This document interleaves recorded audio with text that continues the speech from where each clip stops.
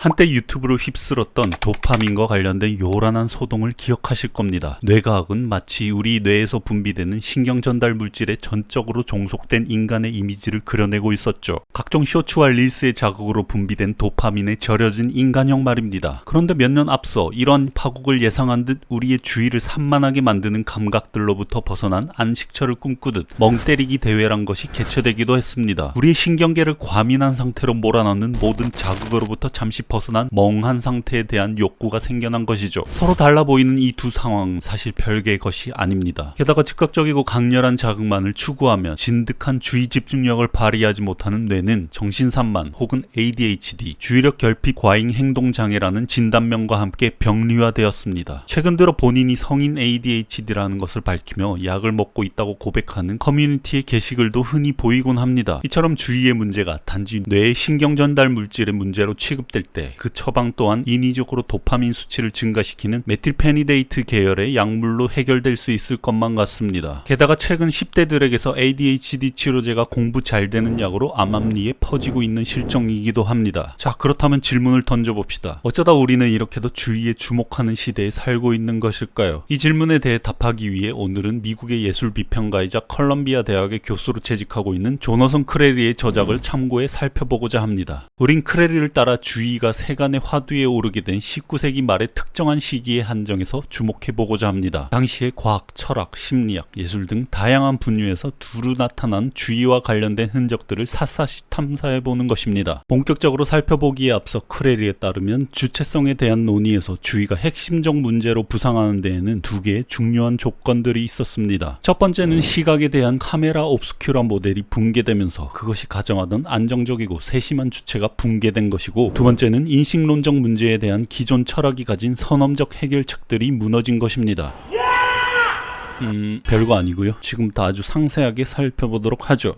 15세기 이래로 인간이 세계를 파악하는 시각성을 간단히 요약하면 사실주의 혹은 리얼리즘입니다. 인간은 자신이 바라보는 외부 세계를 사실 그대로 인식하며 그로부터 객관적 지식을 터득할 수 있다고 순진하게 믿었던 것이죠. 여기서 지각적 경험과 알은 서로 다르지 않았어요. 하지만 그 믿음은 19세기에 흔들리게 됩니다. 예술의 역사에서 19세기 중반에 발전한 사진술은 르네상스에서 발전한 원근법과 투시도법, 환영을 만들어내는 사실주의에 큰 위협을 가져다 줍니다. 그 결과로 19세기 말에 출현한 인상주의로부터 시작된 모더니즘은 수세기 이어져온 세계를 재현하는 양식과 단절하며 시각성의 새로운 모델을 구축했다는 것이 널리 알려진 상식이죠. 하지만 조너선 크레리는 여기에 반론을 제기하며 이미 1810년부터 1840년 사이 여러 폭넓은 분야에서 주관적 시각의 모델이 갑작스레 출현하면서 인간의 시각성은 재구성되고 있었다고 주장합니다. 그럼 재구성되기 이전에 인간의 시각성을 대변하는 모델은 어떠한 것이었을까요? 이건 간단한 광학 장치인데요. 라틴어 어두운 방이란 뜻의 단어 카메라 옵스큐라라고 불립니다. 어두운 방 혹은 작은 상자 한쪽 벽면에 구멍을 뚫으면 외부의 빛이 그 구멍을 통해 들어와 어두운 내부의 반대쪽 벽면에 고스란히 비춰지는 원리로 작동합니다. 흥미로운 건 당시 사람들은 인간의 눈도 이 카메라 옵스큐라와 같은 원리로 작동할 것이라 생각했다는 것이죠. 당시 철학은 카메라 옵스큐라 모델을 통해 인간의 주체성을 설명하려고 했습니다. 근대를 열어젖힌 철학자 데카르트는 방법론적 회의, 즉 인간의 불확실한 감각과 지식을 모두 의심하였고 끝내 생각하고 있는 자신은 부정할 수 없었기에 나는 생각한다, 고로 존재한다라는 말을 남깁니다. 즉 시시각각 변하는 우리의 머릿속의 관념과 신체로 전해지는 감각은 우리를 기만할 수 있기 때문에 내쳐버리죠. 데카르트에게 확실한 진리를 인식할 수 있는 주체는 모든 불확실한 것을 의심하고 제거한 텅 빈 주체여야 했습니다. 흥미롭게도 참된 지식을 받아들일 수 있는 조건으로서의 텅 빈 주체는 곧 카메라 옵스큐라의 텅 빈 암실이며 외부 세계를 객관적으로 인식할 수 있는 렌즈 구멍은 인간의 눈이라는 신체 기관과 상응했습니다. 이와 같은 고전적 시각체계의 조건에서 한쪽에는 주관적인 내면성, 그리고 다른 한편에는 외부 세계의 객관성이 자리 잡고 있는 셈입니다. 모더니즘 이전까지 예술은 우리 외부에 놓인 세계를 얼마나 더 객관적으로 충실하게 잘 그려낼 수 있는지가 관건이었습니다. 이를테면 르네상스에서 발전한 원근법과 같은 기법을 통해서 말이죠. 카메라 옵스큐라 모델과 같이 세계에 대한 지각적 경험은 눈이라는 투명한 창을 통해 세계 그 자체로부터 전달되는 것이라고 믿었죠. 그런데 빛을 광선으로 파악하던 17, 18세기의 기하학적 광학으로부터 점차 생리학적 광학으로의 결정적인 전환이 일어납니다. 괴테, 얀 프루키네, 요하네스 밀러 등 과학적 작업을 거치고 마침내 19세기 중반 헤르만 폰 헬므홀츠는 생리광학을 출간하면서 눈을 투명한 기관으로 보던 기존의 관념에 종지부를 찍습니다. 18세기만 하더라도 인간의 망막은 신체 기관으로서 전달받은 감각을 받아들이는 수신기로 인식됐습니다. 카메라 옵스큐라처럼 눈으로 들어온 광선이 투명한 망막을 투과해 온전한 상이 전달된다고 보았던 것이죠. 반면 헬므홀츠가 밝힌 망막의 단면을 보시죠. 여기서 눈으로 전달된 빛은 아무런 매개 없이 투명한 렌즈를 통과해가는 광선이 아니라 빽빽히 밀집한 감각 수용기들을 타격한 에너지로서 합성기관 속에 복잡 다단한 과정을 일으키며 지각을 낳는 것으로 파악됐습니다. 눈은 투명한 렌즈라기보다는 신체의 두터움과 불투명함 속에 자리 잡고 있는 기관이었던 것입니다. 이를테면 망막에 벌레 혹은 먼지가 부유하는 듯한 비문증, 눈을 감고 빛을 차단한 상태임에도 마치 플래시가 터진 듯 빛의 섬광이 잔존하는 광시증에서 알 수 있듯이 눈은 쉽게 착오를 일으키거나 왜곡되며 시각 정보를 처리할 때조차 일관성이 없는 기관에 불과했습니다. 다르게 말해 인간의 눈과 시각 기능은 단지 외부 세계의 감각 자극을 객관적으로 전달하는 기관이 아니라 불완전하고 신뢰할 수 없는 신체의 감각 기관의 구조와 기능에 의존하는 것이었죠. 눈은 이제 세계와 내부를 객관적으로 매개하던 기관에서 주관성을 대표하는 기관으로 그 자리가 역전됩니다. 고전적 시각 체계에서 지각은 외부 세계의 이미지를 비교적 수동적으로 수용하는 일이었다면 이제 관찰자의 기질과 능력이 지각의 구성에 적극 관여한다는 점이 밝혀진 것이었죠. 이것은 다름 아닌 모더니즘 예술의 자율성이 출현할 수 있는 주관적 시각이라는 조건을 형성한 것이었습니다. 어차피 세계를 객관적으로 반영할 수 없다면 더 이상 예술가는 현실을 모방하거나 재현할 필요가 없어진 것이죠. 예술가의 지각적 경험은 외부 세계와 필연적으로 결합된 관계로부터 떨어져 나와 해방된 자신만의 스타일, 즉 주관적 시각을 통해 작품을 생산할 수 있게 된 것입니다. 외부 세계로부터 객관적 알을 추구하던 인식론에게 눈의 불안정성과 불투명성은 청천벽력과 같았을 것입니다. 외부 세계와 주체의 내부를 객관적으로 매개하던 눈이 주관적 시각을 비추는 신체의 한 부분으로 전락하던 과정에서 그 중간 단계에는 철학자 칸트가 자리하고 있었습니다. 칸트에게 인간 지각의 원리는 외부의 다른 어떤 것에도 의존하지 않고 스스로 정당화하는 자기 원인으로서의 선험적 종합 판단 능력에 있었습니다. 이것은 지각이 외부 세계로부터 객관적으로 받아들이는 것이 아니라는 점에서 외부와 내부를 구분하는 고전적 체계로부터는 벗어나 있었습니다. 하지만 칸트가 말하는 지각을 종합하는 통일의 원리는 생리학적 신체가 아닌 경험적 감각을 넘어선 초월론적 기반에 자리하고 있었습니다. 하지만 생리학의 발전은 그 전제를 뒤흔들고 있었죠. 그동안 우리가 지금껏 현실이라 부르던 것, 모두가 동일하게 감각한다고 가정했던 종합적이고 통일적인 세계는 어떻게 되는 것일까요? 19세기 과학의 발전은 칸트가 정립한 종합적 범주들을 무너뜨렸고 주체는 밀려드는 우발적인 감각 현상들로 인해 혼란에 빠지게 될 처지에 놓이게 됩니다. 투명한 기관이라 여긴 눈을 통해 지식을 얻고 세계를 파악해왔는데 그 눈이 불안정하다면 그로부터 매개된 세계에 대한 지식의 객관성마저 불완전한 처지에 놓이게 되는 것이었죠. 바로 그때 철학자 쇼펜하우어가 등장합니다. 지각을 종합하는 자기 의식으로서의 칸트의 통각은 쇼펜하우어의 의지로 대체됩니다. 이제 세계는 어떤 법칙을 가진 필연성의 산물이 아니라 언제든 변화 가능한 우연적인 것이자 주체를 벗어난 외부적 힘들까지 포함하는 힘들 간의 관계로 표상됩니다. 쇼펜하우어는 주의와 지각의 해체 사이의 연관관계를 처음으로 파악했던 인물들 중 한 명이었죠. 쇼펜하우어에 따르면 우리가 무언가를 지성적으로 이해한다는 것은 먼저 하나의 대상을 파악하고 그 뒤 또 다른 것을 순차적으로 시간에 따라 파악하는 것입니다. 하나의 대상을 파악하기 위해 주의를 집중할 때는 주의에서 벗어난 다른 모든 것을 포기해야 하는 것처럼 말이죠. 그렇게 우리의 머릿속에 입력된 하나의 관념이 떠오르면 그것과 연상되는 다른 관념들을 끌어들이거나 대체되기도 합니다. 그런데 쇼펜하우어는 우리의 사유가 하나의 관념에 오래 매달려 있을 수는 없다고 주장합니다. 실제 눈으로 하나의 대상을 오래 응시하다 보면 점차 윤곽들이 희미해지고 뒤섞여 대상에 또렷이 집중할 수 없게 되는 것처럼 우리의 사유도 하나의 것에 몰입해서 지속적으로 반복해 생각한다면 점차 흐릿해지고 둔해져 혼미한 상태에 빠지게 된다고 주장합니다. 즉 우리의 지각의 특성은 하나에 오래 깊게 몰입하는 지속된 관조가 아니라 일시적인 시간성 속에서 변화하는 불안정한 것이란 말입니다. 결국 쇼펜하우어에 따르면 근대적 주체의 의식 속에 떠오른 내용들의 질서를 보장해주는 것은 더 이상 없으며 이제 우리 머릿속 모든 관념과 표상들의 순서와 가치가 뒤죽박죽 우연성에 내맡긴 카오스의 문이 열리게 된 것입니다. 그렇다면 이런 문제가 화두에 오르게 될 것입니다. 우리의 지각이 이처럼 파편적이고 불안정하다면 어떻게 세계는 일관된 모습으로 우리 모두에게 표상되는 걸까? 쇼펜하우어의 독특한 점은 기존의 칸트가 정립한 선험적인 통각의 원리를 거부하고 온갖 표상을 한데 붙드는 것은 오직 의지뿐이라고 주장한 것입니다. 각 개인이 지각한 경험에 필연적이고 공통의 기반을 부여한 사람이 칸트였다면 쇼펜하우어는 아니 그런 공통적인 건 없는데 모두 각자 주관적으로 일시적으로 지각할 뿐인데 라며 어깃장을 놓았던 것입니다. 우리에게 쏟아지는 감각과 관념이 오직 의지에 따라 좌지우지 된다면 그 이면에는 특정한 동기 혹은 합리적인 이성이나 논리 따위는 없이 맹목적으로 작동한다는 말이나 다름없었습니다. 만약 세계와 우리를 매개하는 어떤 선험적인 공통의 필터가 없다면 각자 개별 주체는 의지에 따라 신체를 통해 직접 각자의 세계를 경험하는 것이 됩니다. 즉 세계와 우리의 관계는 방향 없는 무의식, 성적인 힘과 욕동의 불가해한 변덕에 따라 결정되는 것입니다. 잠시 후 자세하게 다루겠지만 모더니즘 미학은 무시간성과 신체를 벗어난 순수 지각으로서의 형식을 중요시했다면 쇼펜하우어는 시간의 흐름 그리고 본능과 욕망을 따르는 육체를 앞세워 그것을 붕괴시키고 있었습니다. 게다가 의미심장한 것은 이 공격이 미학뿐 아니라 데카르트에서부터 칸트로 이어지는 인식론 철학 전통의 해체를 향하고 있었다는 점입니다. 고전적 인식론에서 모든 지식과 확실성의 토대는 의식이었고 그 반대편에는 잠, 무아지경, 실신, 몽상, 분열과 같은 정신적 상태를 배제하고 있었습니다. 그런데 내가 사유하는 것이라 여긴 의식보다 무의식이 나를 더 잘 설명해준다면 프로이트의 정신분석에서 의식보다 무의식이 중요한 개념이듯이 의식으로부터 배제됐던 개념들은 이제 주체를 설명하는 심리학적 설명의 중심적 개념으로 부상하게 되죠. 나라는 주체와 사유하는 나는 더 이상 동일한 것으로 여길 수 없을 때 의식은 나의 동일성을 유지해주는 것이 아니라 매우 일시적이고 문제적인 것이 됩니다. 철학자 윌리엄 제미스는 인간의 정신적 활동을 의식 대신 행위지향적인 사고로 대체하면서 인간이 주관적으로 경험하는 연속적 이미지, 감각, 단상, 기억, 욕망 등을 사고의 흐름이라는 독특한 개념으로 사유했습니다. 그는 인간의 두뇌를 만화경에 비유했는데 두뇌의 내적 평형은 항상 변화의 상태에 있으며 모든 부분에 영향을 미치는 변화들 속에 있는 규관으로 보았습니다. 무언가 흐른다는 건 시간적 특성을 가졌다는 말이겠죠. 그는 사고의 흐름이라는 이름처럼 마음에 대한 시간적 모델을 지지하면서 관념이나 표상이 고정 불변하거나 지속되는 것으로 보는 공간적 모델을 거부했습니다. 여기서 주의의 역할은 끊임없이 밀려드는 경험들의 혼돈 속에서 그것을 중지시키고 처리하는 수단이었죠. 제임스에게 주의는 우리가 지각하는 어떤 대상은 강화하고 어떤 것은 억압하며 경험의 유동성과 부동성이란 모순 속에서 둘을 조정하고 화해시키는 컨트롤 타워라고 여긴 것입니다. 그럼 주의가 선택하는 대상의 기준은 무엇일까요? 그는 우리의 삶이 주의가 습관적으로 향하는 방향에 따라 이루어진 선택의 결과이며 사물들의 주의를 기울이는 방식에 따라 각자 자신이 살고 있다고 여기는 세계를 선택한다고 말합니다. 서로 다르게 선택할 수 있는 자율적인 주체와 다원적인 세계를 그려내는 것 같습니다. 그렇다면 각 개인의 주의가 향하는 대상은 서로 다를 수 있으며 매우 주관적이라면 그들이 살아가는 공통의 세계가 존재한다고 할 수 있을까요? 제임스는 그럼에도 우리가 공통의 지각적 세계에서 사는 것처럼 보이는 이유는 칸트의 선언적 구조 때문이 아니라 역사적으로 진화해온 자유로운 개인들의 공동체들로 이루어진 서로 중첩되는 공통의 선택들 때문이라고 말합니다. 이처럼 제임스가 자율적 주체가 가진 주의력의 창조적, 실용적 차원을 강변한 것은 역설적으로 당시 사회에서 그만큼 주의력에 대한 통제와 규제가 형성되고 있었다는 방증이었습니다. 당시 주의는 외부적으로 형성되고 통제될 수 있는 주체성의 한 요소로 취급되어 가고 있었죠. 하지만 제임스의 주장에는 또 다른 문제가 있었는데 세계로부터 밀려드는 감각의 카오스 속에서 주의는 일시적으로 세계를 응고시키며 우리 마음의 평형 상태를 유지시켜줄 수 있는 걸까요? 이것에 반박하는 의견들도 속속들이 나타났습니다. 프랑스 심리학자 테오딜 리보는 주의 자체는 애초에 오래 지속될 수 없는 예외적이고 비정상적 상태라고 주장했죠. 그리고 헬모츠 또한 오래 유지되는 주의의 평형 상태란 달성될 수 없는 목표라고 말합니다. 그냥 내버려두면 주의는 줄곧 새로운 대상으로 옮겨가는 변화의 상태가 자연스러운 것이라고 말이죠. 심리학자 테오도어 립스 또한 우리가 주의를 집중해 장악하고 있다고 생각하지만 어떤 부분은 우리 소나기에서 빠져나가고 다른 것이 그 자리를 대체한다고 말합니다. 말합니다. 이처럼 주의는 우리의 지각이 일관성 없는 감각들로 혼돈에 빠지지 않도록 막아주는 구실을 하지만 그것을 완벽히 막아주 신뢰할 만한 것은 아니었던 것입니다. 이처럼 우발성이 지식의 조건이 된 상황에서 19세기 말 제도적 심리학의 시급한 화두는 칸트가 영혼에 밀려드는 지각들이라 보았던 것들의 위협을 막는 능력, 즉 자아가 와해되지 않도록 심리적 정상성을 구축하는 것이었습니다. 독일의 심리학자 오스발드 큘페는 주의 능력이 약화되면 의식은 외부의 인상들에 휘둘리게 될 것이며 우리를 둘러싸고 있는 것들의 소란스러움으로 인해 사유란 불가능해질 것이라고 우려를 표했죠. 영국의 심리학자 제임스 캐피는 주의가 다른 모든 정신적 능력들의 기초이며 의식이 어떤 특정한 방향으로 초점을 맞추게 한다고 보았습니다. 만약 주의가 부재하면 일관성 있는 사고 대신 무의미한 몽상이 그 자리를 차지하게 될 것이라고 보았죠. 이처럼 주의를 놓고 벌어진 철학자, 과학자, 심리학자들의 뜨거운 논쟁과 달리 19세기 이전까지만 하여도 주의는 그리 주목받지 못한 개념이었습니다. 주의하면 어떤 게 떠오르나요? 아마 생활기록부에 적힌 주의산만 혹은 ADHD 같은 거 아닐까요? 19세기 이전까지만 하여도 주의는 교육, 자아 형성, 예절, 교수법 등 부차적인 분야에 국한되었습니다. 하지만 앞서 살펴보았듯 19세기 초반 칸트가 말한 인간 정신의 종합적 범주가 무너진 상황에 대처하기 위해 여러 시도들이 나타나면서 주의가 화두에 오르게 된 것이었죠. 철학자 피에르 맨드비랑은 신체와 관련된 적극적이고 의지적인 노력의 경험으로부터 자아, 개인적 자유, 영혼의 가능성들을 끌어내려 했습니다. 즉 자아의 통일성을 유지하는 건 어떤 선험적이고 초월적인 곳으로부터 오는 것이 아니라 인간의 의지적인 활동과 관련되었다는 점에서 주의와의 연관이 생겨나고 있었던 것이죠. 하지만 19세기 중반 소위 관념연합론에 속하는 존 스튜어트 밀, 허버트 스펜서, 루돌프 헤르만 로체 등에게서 주의는 딱히 중요한 것으로 인식되지 않았습니다. 관념연합론은 또 뭐냐? 이건 경험론에 포함되는데 인간이 지각한 경험에 흩어져 있는 관념들은 서로 관계 맺고 연합해야만 인식할 수 있다고 보았던 것입니다. 그러기 위해서 관념연합론은 순수한 감각이란 걸 가정했는데 그것은 서로 구분되며 단순하고 섞이지 않은 채 수동적으로 받아들이는 단일한 감각이었습니다. 이에 반박하는 윌리엄 제임스와 베르그송은 어떤 감각이 아무리 단일한 요소처럼 보여도 그것은 항상 기억, 욕망, 의지, 기대, 그리고 무매개적 경험의 혼합물이라고 주장했습니다. 이처럼 우리가 당연한 것이라 생각하는 감각조차 역사적으로 살펴보니 감각과 자극을 해석하고 처리하며 유용한 것으로 만들 방법을 둘러싼 치열한 투쟁의 소용돌이 속에 있었네요. 크레리에 따르면 우리가 무언가에 집중하는 주의는 숨을 쉬거나 잠을 자는 것처럼 중립적인 활동이 아니라 어떤 역사적 구조를 지닌 행동에 대한 특수한 모델의 출현과 관련된 것이라고 말합니다. 즉 경험과학이라는 근대적 기술 환경이 감각을 수량화하고 추상화하며 만들어낸 구성체이면서 동시에 사회적 규범이 실천으로 드러나는 행동이라는 것이죠. 1853년까지만 하더라도 생리학자 윌리엄 카펜터에게도 주의는 중요한 사안이 아니었습니다. 그가 초기에 저술한 교과서를 살펴보면 주의는 의식이 어떤 감각적 변화에 능동적으로 정향하는 상태라는 한 문장에 그쳤죠. 그런데 1874년 개정판에서 그는 주의를 매 정신적 활동에 주요한 형식에 영향을 미치는 것이며 지식의 체계적 습득, 열정과 감정의 통제, 품행 조절을 위해 필수 불가결한 것으로 그 위상이 달라집니다. 이처럼 크레리는 수많은 문헌을 조사한 끝에 19세기 말에 이르면 주의라는 특수한 문제가 유럽과 미국에서 광범위한 사회적, 경제적, 심리학적, 철학적 사안이 되었다고 결론 내립니다. 보통 주의에 대해 떠올리는 것은 어떤 대상에 주목하는 것, 즉 선택과 집중이란 생각이 뒤따르곤 하죠. 즉 필요치 않은 자극이나 대상은 배제한 채 특정 대상에 집중하는 상태인 것입니다. 렌즈가 그것으로 들어오는 빛을 취하여 고르게 퍼뜨리는 대신에 다량의 빛과 열이 모이는 한 점에 이를 집중시키는 것처럼 주의를 기울일 때 우리는 마음에 초점을 맞춘다. 그리하여 마음은 그것에 주어지는 모든 요소들의 의식을 분산하는 대신 어떤 하나의 선택 지점에만 의식이 영향을 미치게 해서 그 부분은 이례적으로 선명하고 뚜렷이 구별되어 도드라지게 된다. 그렇다면 과학자들은 인간이 어떤 자극에는 주의를 기울이고 어떤 자극은 배제한지 궁금해하지 않았을까요? 그중 한 명이었던 구스타프 페이너는 1850년대에 감각의 최소 식별 가능차를 실험합니다. 이것은 피실험자에게 다양한 강도의 감각 자극을 실험하면서 얼마만큼의 차이가 있어야 자극들 사이의 차이를 지각할 수 있는지 알아보는 실험이었죠. 하지만 자극의 역치라는 개념, 즉 인간이 지각할 수 있는 최소 한도의 자극의 색이라는 개념은 역설적으로 인간의 지각이 매우 불안정하고 불균질한 것이란 사실을 드러내고 있었습니다. 왜냐하면 지금 이 영상을 보는 여러분은 장소에 따라 다르겠지만 벽에 걸린 에어컨의 소음, 거실의 TV 소리, 지하철 철도의 덜컹거리는 소음, 창문 틈새로 들려오는 배달 오토바이의 배기음, 위치 2층의 발자국 소리, 냉장고 컴프레셔 소리 등 온갖 외부적 감각들을 배제한 채 스크린의 주의를 집중하고 있을 겁니다. 이처럼 우리는 어떤 자극값 이하가 되면 감지되지 않는 낮은 역치, 어떤 자극들은 애써 무시하고 억압하고 있기 때문에 온전히 영상에 주의를 기울일 수 있죠. 카메라 옵스큐라의 고전적 시각체계의 모델처럼 외부 세계로부터 입력된 감각은 투명하게 전달되거나 모두 균질하게 받아들이는 것이 아니었습니다. 페이너의 작업이 주의를 통해 감각을 측정하고 수량화하는 과정이었다면 동시에 지각의 기제에는 주관적 억압과 마비가 작동한다는 것을 암시하고 있었습니다. 심리학자 빌헬름 분투에게서도 주의의 특징은 제한적으로 특정한 대상에 명료한 초점을 맞추기 위해 다양한 감각적, 운동적, 정신적 과정들은 반드시 억제되어야 하는 것이었습니다. 무언가에 주의를 기울이기 위해 부차적인 것을 억제하고 마비시킨다는 것은 인간의 시각성이 모든 대상을 투명하게 받아들이는 제현적 모델이라기보다는 어떤 것에는 집중하고 어떤 것은 억압하는 어떤 힘들 사이의 관계로 대체되었다는 것을 말하고 있었죠. 어떤 대상을 억압하는 것은 의지와 주의가 점차 동일시되고 있었고 의식 아래 억압된 무의식을 발견한 프로이트에게도 중요한 실험 결과였습니다. 페이너가 보여준 것처럼 감각을 정교하게 미세한 단위로 쪼개고 기술적으로 실험하는 과정은 감각을 재편하는 것이기도 했습니다. 이제 감각은 내재적 능력으로서의 의미는 잃게 되고 외부적으로 측정되고 관찰될 수 있는 하나의 양이나 효과들의 집합으로 추상화됩니다. 다르게 말해 감각을 주체 내부에 속하는 무언가로 보는 모델은 부적절하게 된 것이죠. 1880년 이후 경험과학은 감각을 특수한 양의 에너지로 대체했으며 감각은 측정 가능한 반응시간 혹은 수행적 행동 등의 양적 크기라는 측면에서만 의미를 가지게 된 것이었죠. 자, 그럼 지금까지 살펴본 19세기 주의와 관련된 입장을 크레리에 따라 3개의 모델로 정리해 보겠습니다. 첫 번째는 윌리엄 제임스를 대표하는 입장으로 주의를 자율적 주체의 의식적인 의지의 표현이라 보는 입장입니다. 그들에게 주의는 자유를 가진 주체가 선택하는 활동으로 여겼던 것이죠. 두 번째 입장은 프로이트에게서 엿볼 수 있었던 것으로 주의를 의식적 선택보다는 생물학적으로 결정된 본능과 무의식적 욕동의 기능으로 보았던 것입니다. 마지막으로 세 번째 입장은 페이너와 경험과학에서 나타났던 것으로 주의는 외부적인 기술 절차와 지식을 통해 통제되고 관리될 수 있는 것으로 파악됩니다.